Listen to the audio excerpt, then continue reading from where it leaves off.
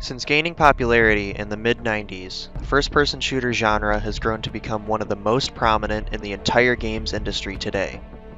If you take a look back at all of the releases over the past couple decades, you can find at least one, and likely more, FPS every year that gain prominence both critically and commercially. You'll probably even see some of those shooters highlighted as Game of the Year for any given year. But while first-person shooter titles as a whole tend to get the majority of the praise, and for good reason, it is much less common for the parts that make up the whole to receive their respective amount of acclaim. Of course, for most of these games, their parts consist of levels.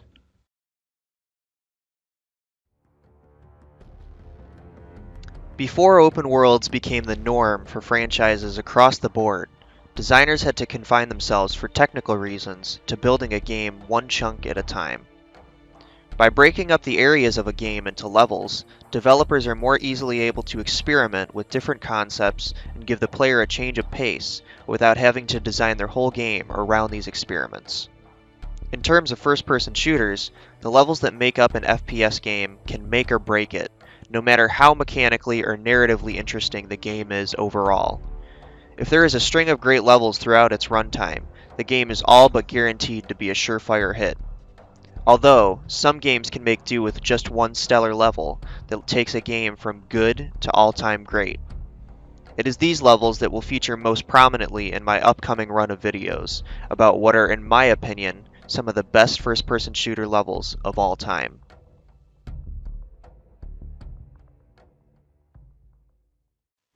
With the release of the first Modern Warfare entry in the Call of Duty series in recent memory, Infinity Ward faced a daunting task in designing levels for the sequel to one of the most acclaimed first-person shooters up to that point. Call of Duty 4 Modern Warfare featured the most extravagant set pieces yet seen in the franchise, including viewing a nuclear explosion in first person at the end of the level Shock and Awe, as well as taking control of a fully armed AC-130 in the level Death from Above. On top of this, potentially the most praised level in any shooter ever, All Gillied Up, was one of the major reasons for the praise heaped upon the game as a whole, playing out as a dramatic slowing of the pace which valued stealth and precision over speed and body count. With the fanfare that All Gillied Up and the aforementioned set pieces brought to the first Modern Warfare game, the designers at Infinity Ward had an idea to combine these two crucial campaign features for the second level of Modern Warfare 2. But unlike many levels in the first game, this level started, rather than ended, with a cliffhanger. In the introduction portion of the level, the player is introduced to Soap, as he guides the player up the cliffside that is the level's namesake. This involves climbing up the cliff using ice picks, and is kept very brief. Although this is the weakest part of the level, in my opinion, as it does not involve any shooting, you do get an entertaining jump sequence here for your efforts.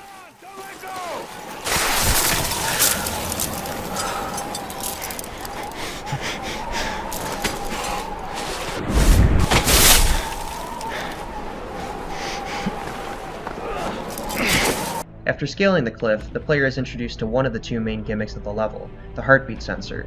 This sensor is able to detect enemies' relative positions when the player is facing them at a close distance. The player is presented with a couple of Call of Duty's cliche, you take the one on the left sequences that are guided by Soap. This trope is present in many levels across the series, but here it serves the specific purpose of setting up the base infiltration as a stealthy and efficient mission which will persist through the first half of the level. Soap's quiet delivery of instructions and crouching posture also help to emphasize the level's atmosphere in a more subtle fashion. As the player gets closer to the base itself and the blizzard becomes more impairing, the main stealth portion of the level begins with the player navigating the base and avoiding guards by using their heartbeat sensor with the help of Soap on Overwatch. This portion is where the level diverges from most other levels in the series, where you are typically pressing forward into enemies.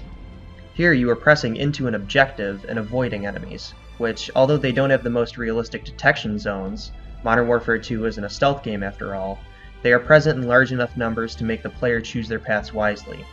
Speaking of paths, though they are limited in classic Call of Duty fashion, there are multiple paths to reach the objective on the other side of the base, several of which allow you to bypass all of the guards without the player having to kill any themselves, if they choose to.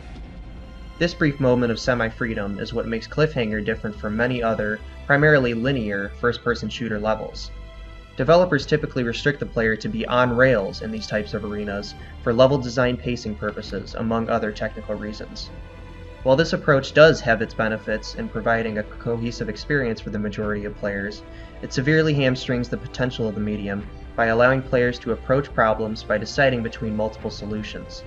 Albeit a brief sequence in the grand scheme of the Call of Duty campaigns, I believe this sequence shows how the series has the potential to utilize a more open level design, while still providing efficient gameplay pacing.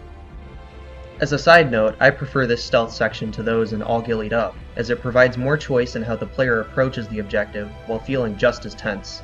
The path the player takes and whether they go lethal or non-lethal is up to them. It also doesn't overstay its welcome and gets back into traditional bombastic Call of Duty fairly quickly. After meeting back up with Soap at the end of the section, the player retrieves the stolen module and is brought right back into the action as Soap is caught by a group of Russian soldiers. The player sets off an explosion as a distraction, and what follows is the most literal shooting gallery in any game in the series that I can remember.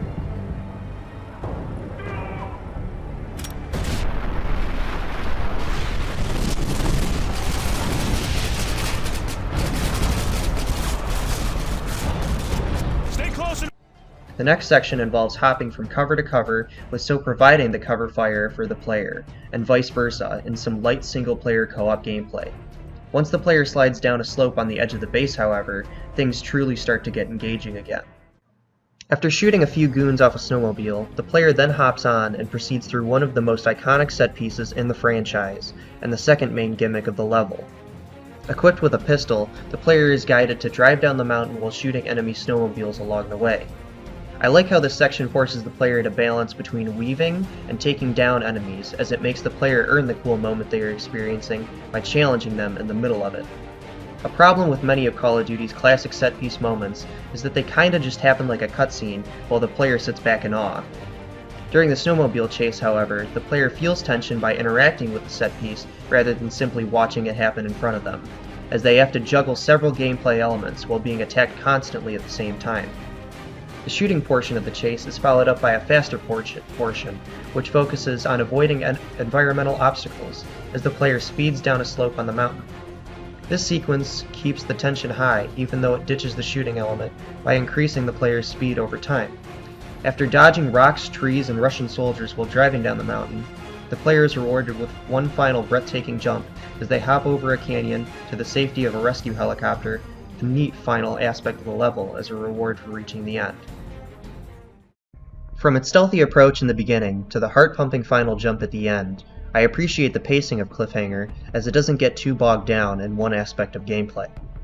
In fact, having multiple aspects to gameplay makes it unique when compared to most Call of Duty levels, where the player is constantly walking towards packs of baddies and gunning them down in quick succession. The combination of stealthy sequences, open areas with multiple paths to take, and parts that feature the set pieces and frantic gunplay the franchise is best known for makes for one of the most diverse subsections of the series. If the developers of the Call of Duty games of the future wanted to know how to introduce new gameplay components into their campaigns without restricting what features players would desire and expect from campaigns of the past, I believe Cliffhanger is a strong choice to be examined in that respect. Few levels in all of the Call of Duty games, and not many in the first-person shooter genre as a whole, do as good of a job as the second level of Modern Warfare 2 in making new and interesting changes to the typical gameplay of a series, while not forgetting the hook of the series it's a part of in the first place.